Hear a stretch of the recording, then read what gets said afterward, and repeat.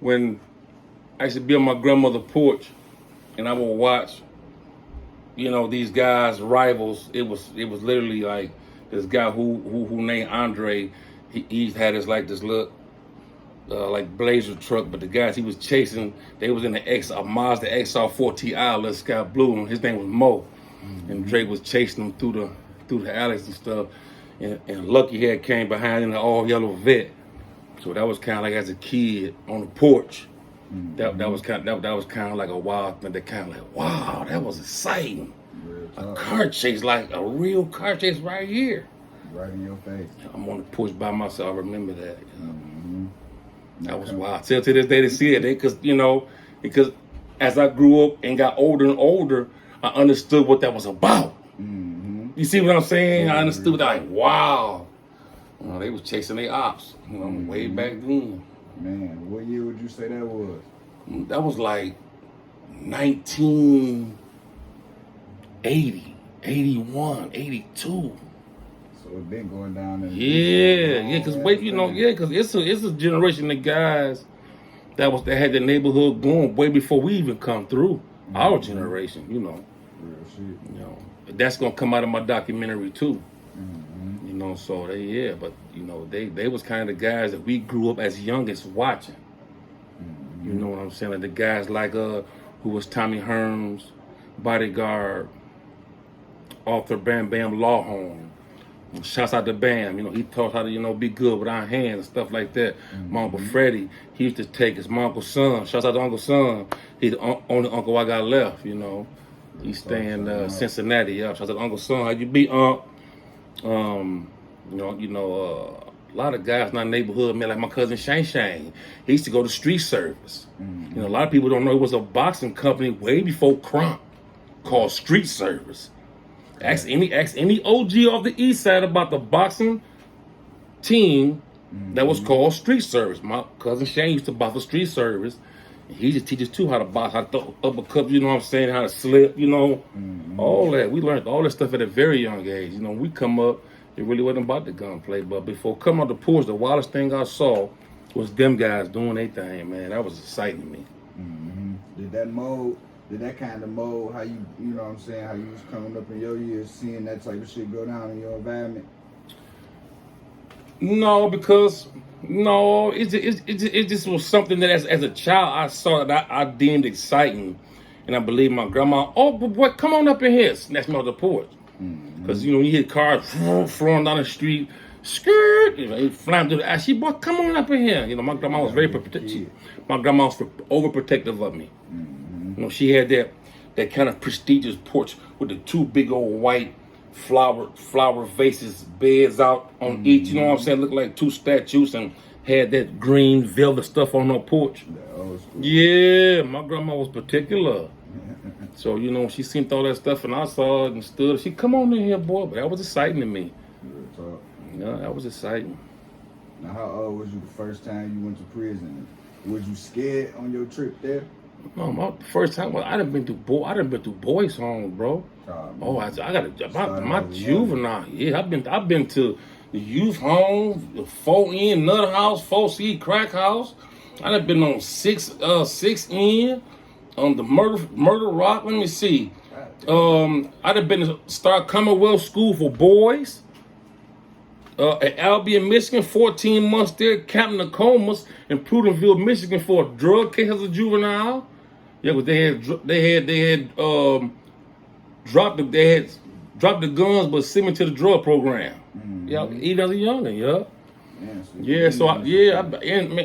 I instituted even as a youngin, and so I did Star Commonwealth, Floyd Star.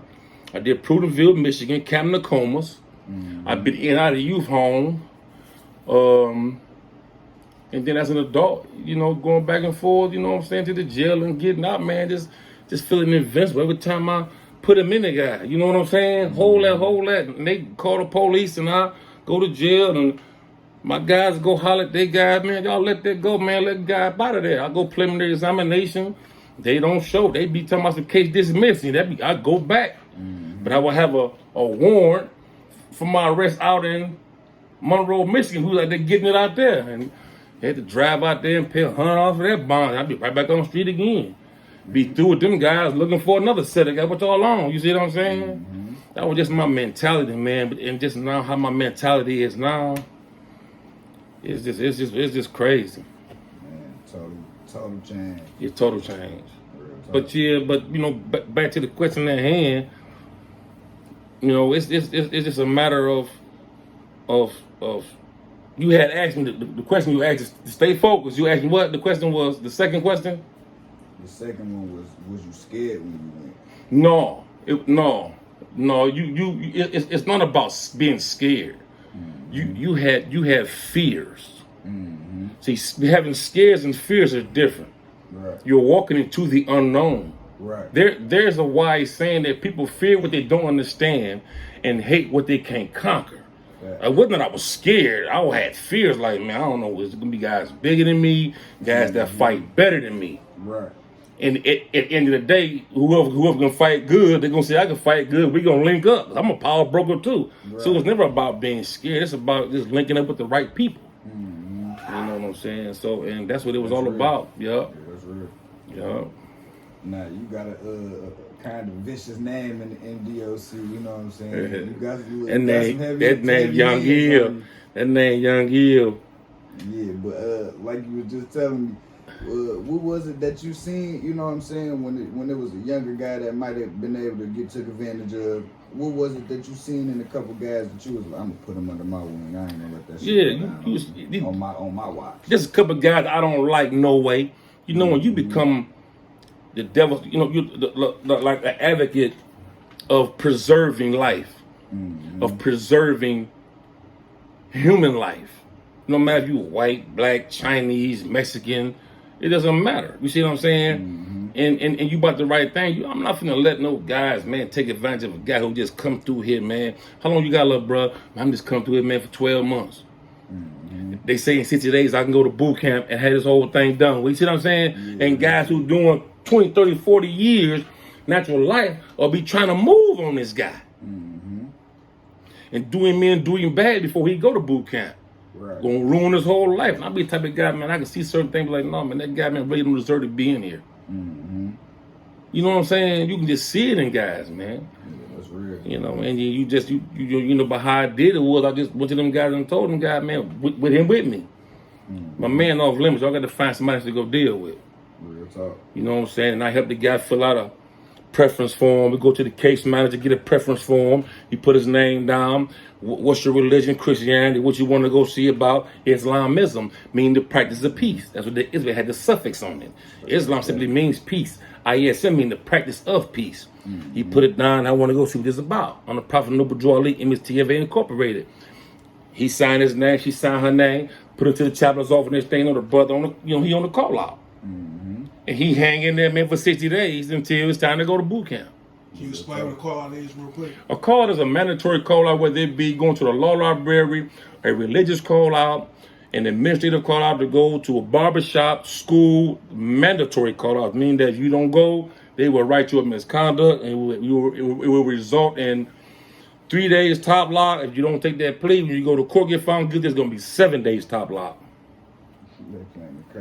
What? Smash and scrape. Man, straight like shit. Smash and scrape. Smash and scrape. That's how they're playing. You should run your mouth. They're like this. Let me get that. Go to your room. You understand what I'm saying? Straight like that. Yeah. It's a dirty game. Yes, it is. Now, you know, what we just spoke on, that's kind of considered a no-no in prisons around, you know what I'm saying, the whole United States. Like, you really not supposed to get into nobody's business. But like I say, that's why I said you vicious in the MDOC, because it's not a lot of guys that could pull that off. Man, I'm gonna tell you something, man. I can tell you, it's a lot of stories. It's a guy right now, if you watch his name, he off Linwood. They called him Linwood. He's a GD. Mm-hmm. He was beefing with the nation, come out the hole. They finna move on him. Who stopped it? I did. Yeah. You understand what I'm saying? That's how that St. Louis. That's how that St. Louis war broke out.